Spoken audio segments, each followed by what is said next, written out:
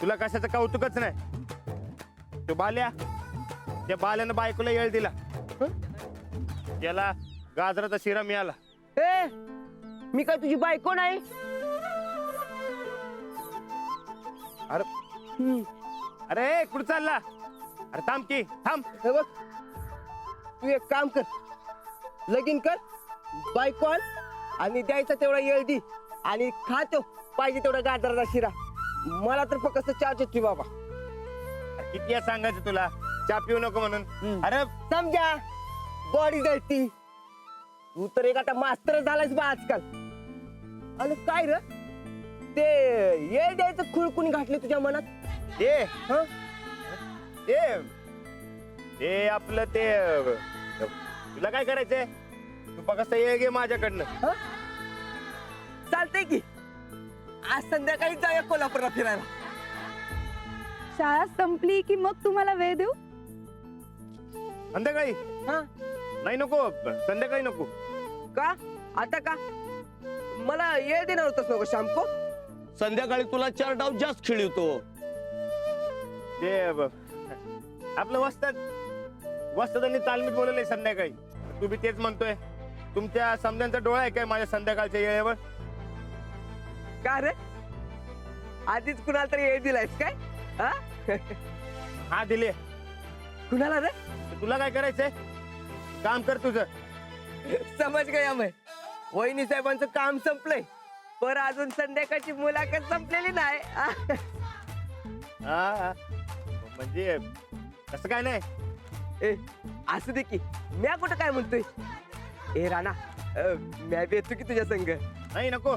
तू कशाला? काम कर. हा ते आपल्याला कंपोस्ट खत तयार करायचं ना. हा ते तयार करून ठेव. ए अरे असं काय करतोस? ए बघ तू म्हणशील तर मी साईडला थांबतो. ए येतो की. अरे ऐक की. ए राणा येतो की. नाही नको. अरे ए, अरे अरे ऐक ते की. हात लांब ठेव. अरे ते शेणाचा हात लांब ठेव. अरे चल हट, अरे हट. राणा. ए राणा अरे ऐक की राणा.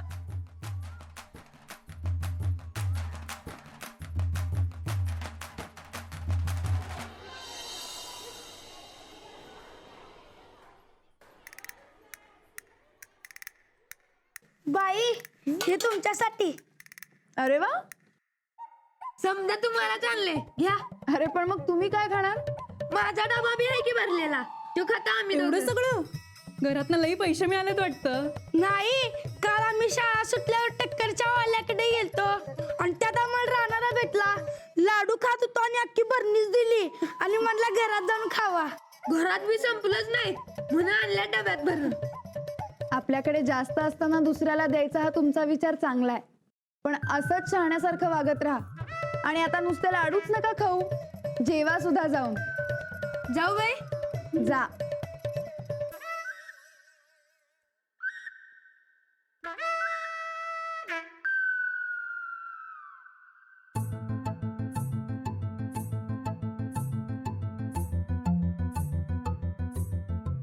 राणाजींचा काही नेम नाही. आज त्यांना भेटल्यावर त्यांनाच खायला देते हा लाडू.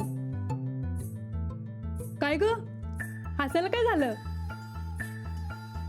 काही नाही, खा की. तू खा, मी घरी जाऊन खाते.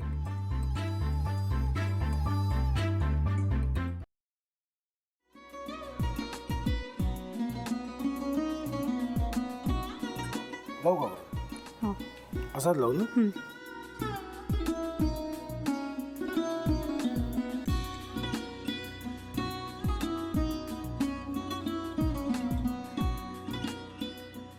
आता काय करायचंय? आता आपण ड्राय स्टफिंग दुसरं काय करणार आपण त्यात? आपण ह्याच्यात मेयोनीज न टाकता बाकीचे सगळे साहित्य टाकायचे. अच्छा, हे सगळं.